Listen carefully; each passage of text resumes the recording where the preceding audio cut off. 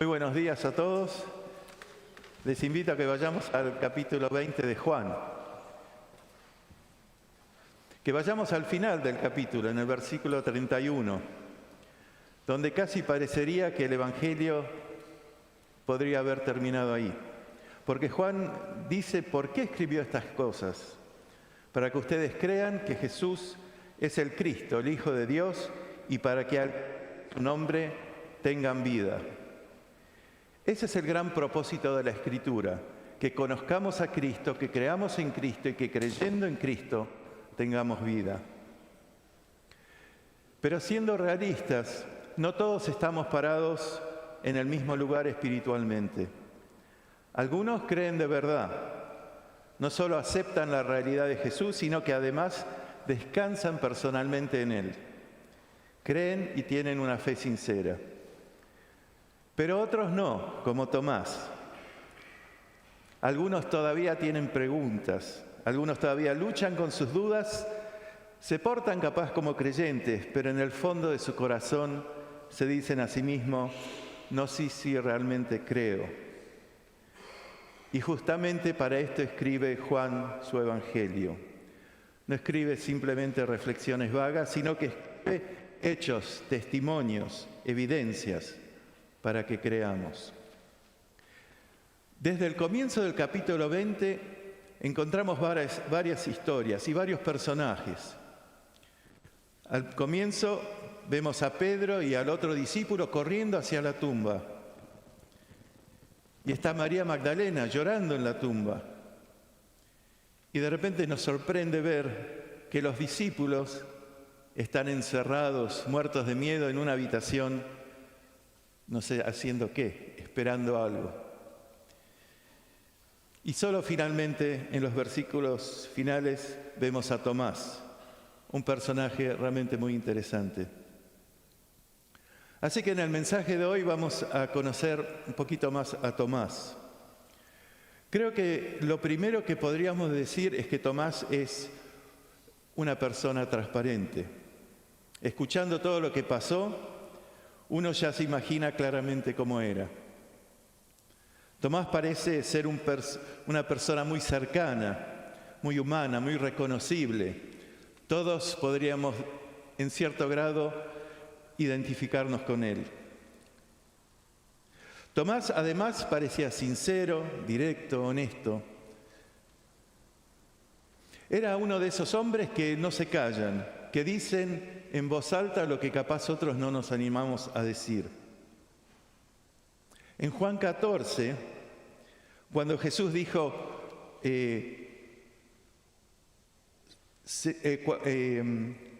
Jesús dijo, ustedes ya conocen el camino para ir a donde yo voy. Y los discípulos escuchaban, pero no entendían bien. Y fue Tomás que se levantó y dice, Señor, no sabemos a dónde vas, así que, ¿cómo podemos conocer el camino? Hizo la pregunta que los otros no se animaron a hacer. Pero es gracias a esta pregunta que recibimos una de las declaraciones más fuertes de los evangelios, más centrales, cuando Jesús dice, yo soy el camino, la verdad y la vida. Así que ser honesto, directo y transparente fueron sus virtudes principales.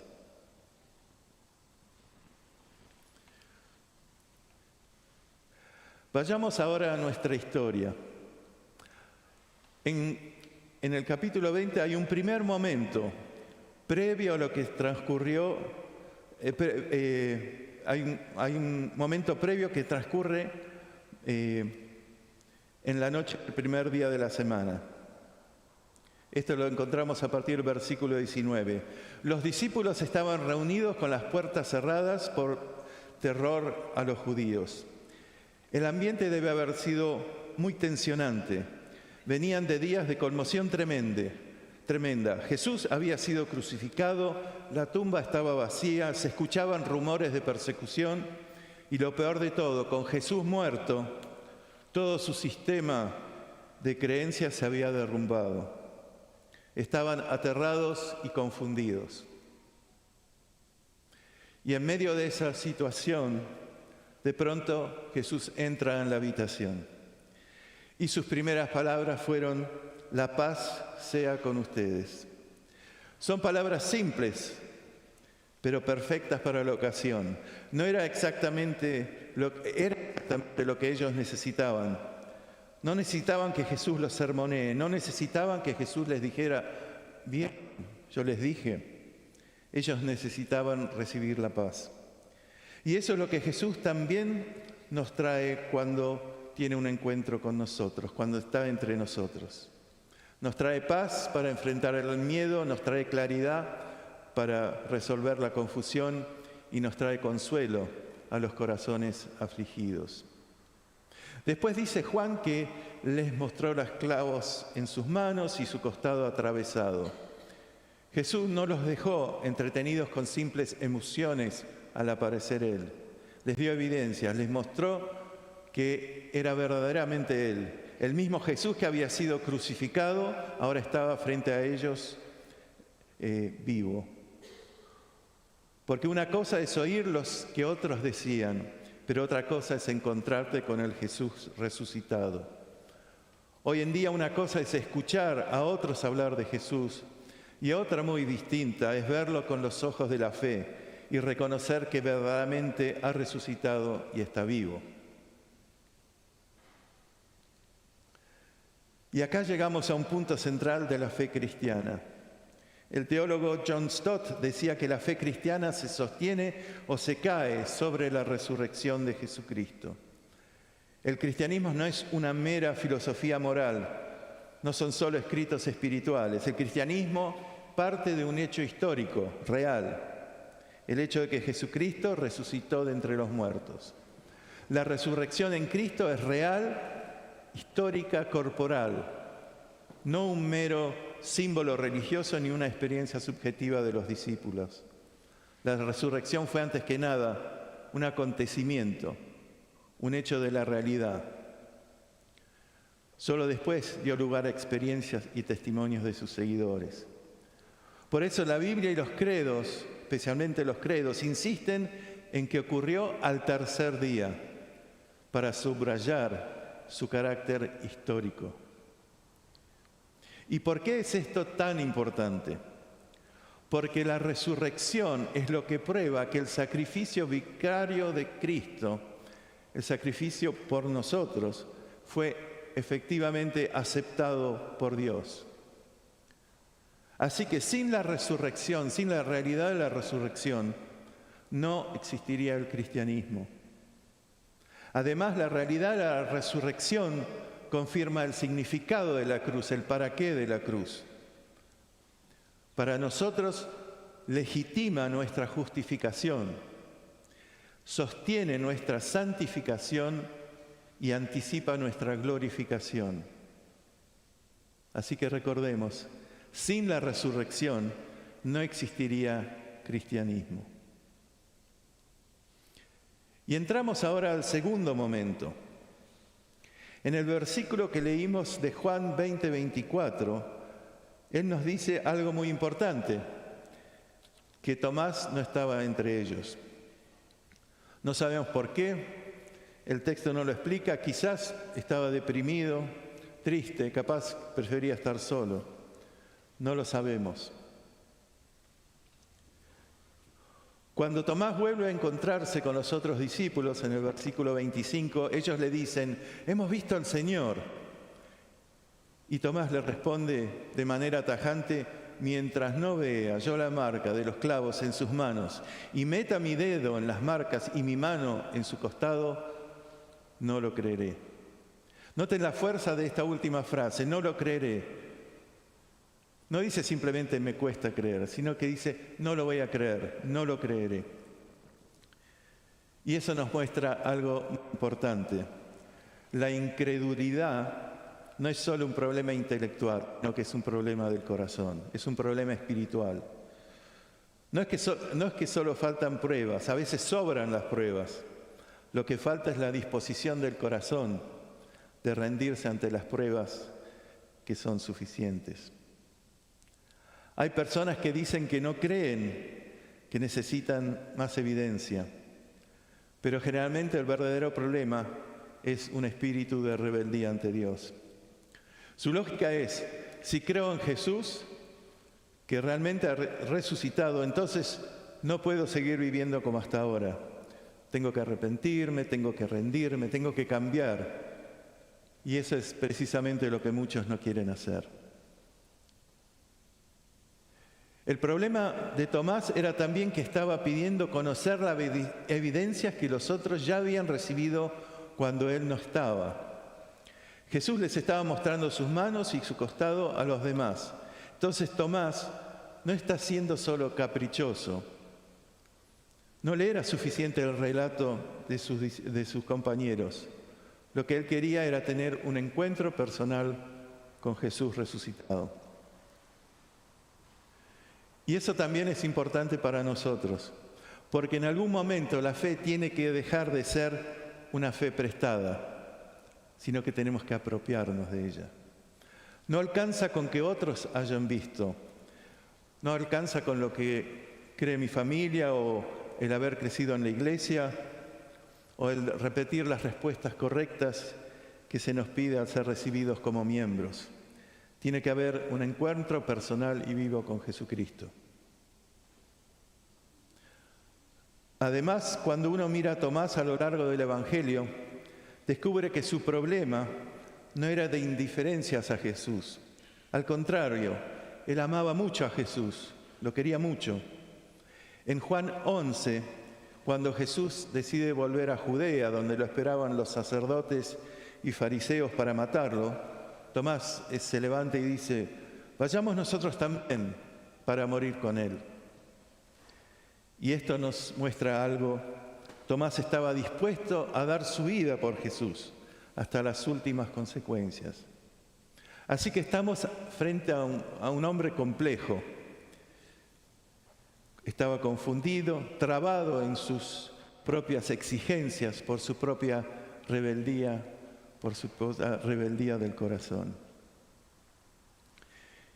Y quizás más de uno hoy podemos vernos reflejados en él. Porque hay personas que no rechazan el Evangelio, no lo desprecian, lo respetan. Pero están como frenadas, como inmóviles, embotadas, atascadas. No logran dar el gran paso, el gran salto de fe.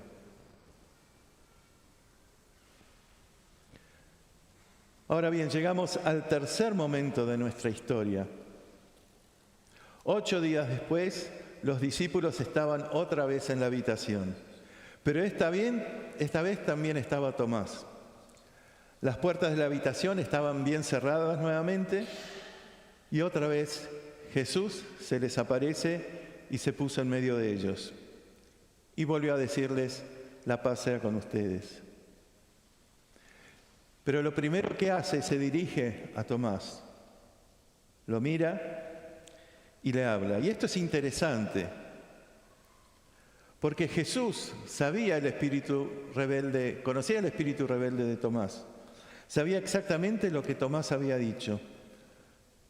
Conocía las exigencias que había impuesto, conocía las palabras exactas que salieron de su boca. Y lo mismo a veces pasa con nosotros. Cristo conoce nuestras dudas, nuestros argumentos interminables, nuestras excusas, todo lo que escondemos, todo lo que decimos en voz alta, pero capaz nos atrevemos a decir en voz baja. Nos conoce perfectamente. Y eso es lo interesante de este momento, porque Jesús no lo humilló frente a los demás.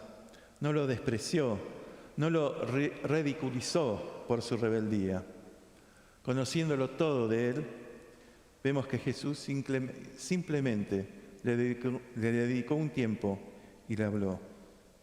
Le dijo, pon tu dedo aquí y mira mis manos. Acerca tu mano y métela en mi costado. Y no seas incrédulo, sino hombre de fe. Esta es una mezcla perfecta de amor y de autoridad. Amor porque Jesús condescendió en la debilidad de Tomás. Lo aceptó como era. Y de autoridad, porque no le permitió quedarse en su incredulidad. Jesús no negocia con la incredulidad, pero ama al incrédulo sincero. Y eso sigue siendo cierto hoy.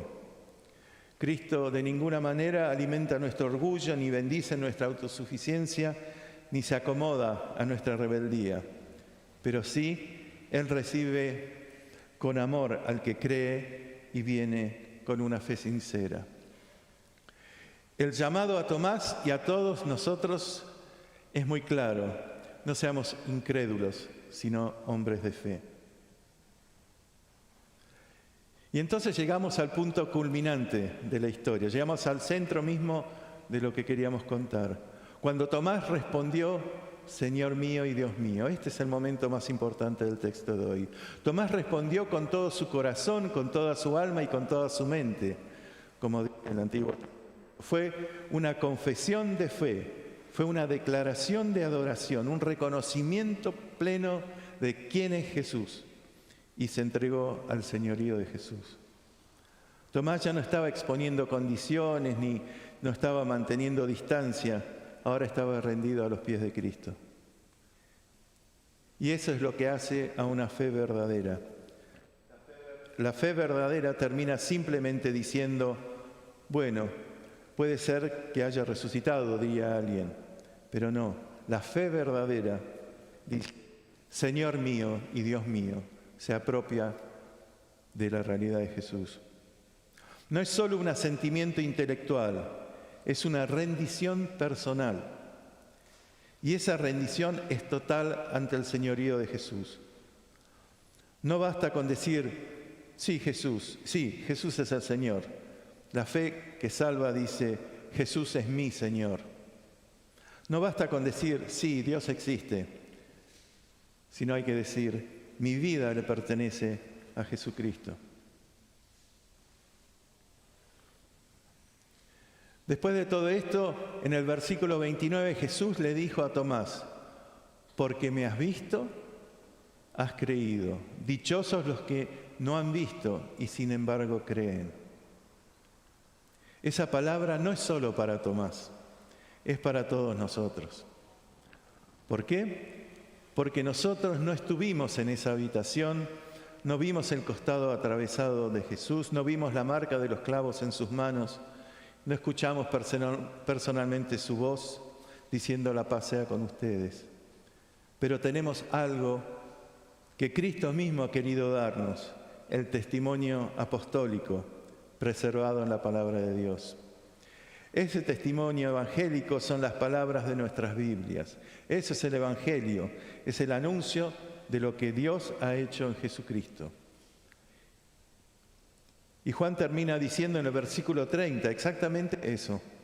Jesús hizo muchas otras señales en presencia de sus discípulos, las cuales no están registradas en este libro, pero estas se han escrito para que ustedes crean que Jesús es el Cristo, el Hijo de Dios. Es decir, lo que Tomás vio con sus ojos, nosotros lo recibimos por medio del testimonio inspirado y autoritativo de la Biblia. ¿Para qué? Para que al creer en su nombre tengamos vida y en abundancia. Eso significa que la fe cristiana no es un salto al vacío, no es credulidad, no es autoengaño religioso de los sentimientos, es confianza fundada en el testimonio verdadero que Dios nos ha entregado en su palabra. De manera que la gran pregunta que nos deja este pasaje es esta: ¿qué voy a hacer con las palabras contenidas en la Biblia que hablan de la resurrección? ¿Qué voy a hacer con estas palabras de Jesús? ¿Qué voy a hacer con este testimonio? ¿Qué voy a hacer con esta invitación a creer? ¿Qué voy a hacer con esta palabra que me llama a dejar la incredulidad y a creer? Podemos estar muy metidos en las cosas de Dios sin rendirnos de verdad a Jesucristo. Podemos escuchar buenos sermones, ir todos los domingos a la iglesia, hablar con palabras de la jerga evangélica, pero seguir diciendo en el fondo de nuestros corazones: todavía falta un poco todavía no. 2000 años después de la resurrección, el llamado de Jesús sigue siendo el mismo. No seas incrédulo, sino creyente. Vengamos a Él con nuestras preguntas, las dudas, nuestro cansancio, nuestra culpa, nuestra confusión, pero vayamos a Cristo. No para quedarnos en la duda, sino para creer. No para seguir negociando las condiciones de nuestra rebeldía, sino para rendirnos ante Él. Porque cuando una persona se encuentra verdaderamente en Cristo, descubre que Él es el Señor vivo, Él es el Dios hecho hombre y Él es el Salvador crucificado y resucitado por ustedes y por mí. La única respuesta adecuada ante Él es la de nuestro querido Tomás, que hace propia las verdades evangélicas y dice: Señor mío y Dios mío. Antes de terminar, me gustaría que vayamos a la primera lectura de hoy, tomada del libro de Isaías, capítulo 42, versículos 1 al 4, Isaías 42. El texto empieza recordándonos cuáles son las características de Jesús, el siervo de Dios. Nos dice 3 cosas: que es sostenido por Dios, escogido por Dios y que posee el Espíritu. Este es el fundamento del poder que está detrás del cumplimiento de la obra de Dios en la cruz. Dice también que Él llevará justicia a las naciones. La justicia es poner las cosas en el orden original que Dios presentó, restaurándolo todo y alineando la vida de los hombres con su voluntad.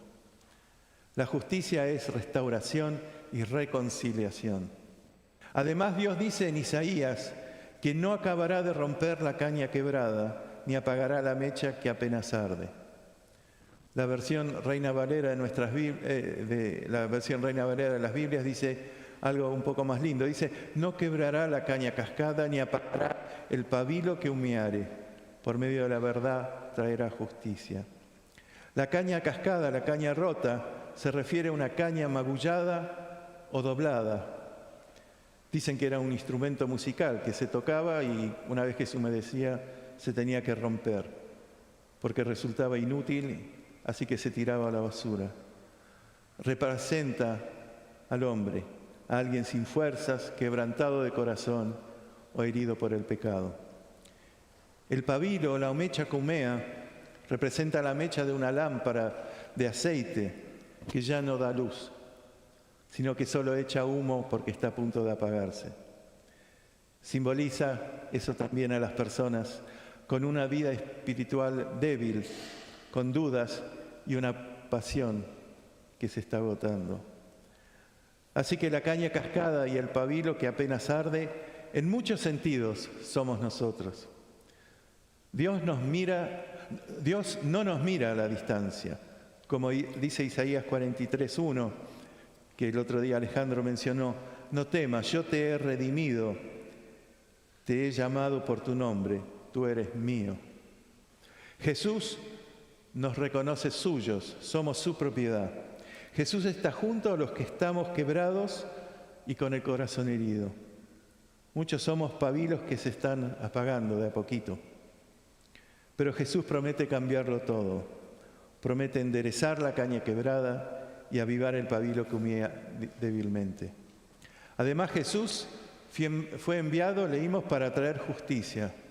Vino para poner las cosas en el orden que Dios estableció en la creación. Él quiere avivar nuestro fuego otra vez y promete sostener, fortalecernos y alentarnos. Ya dice Isaías 42:4, no se cansará ni desmayará hasta que establezca en la tierra justicia y las costas esperarán su ley. Y este es también el llamado que como iglesia hemos recibido.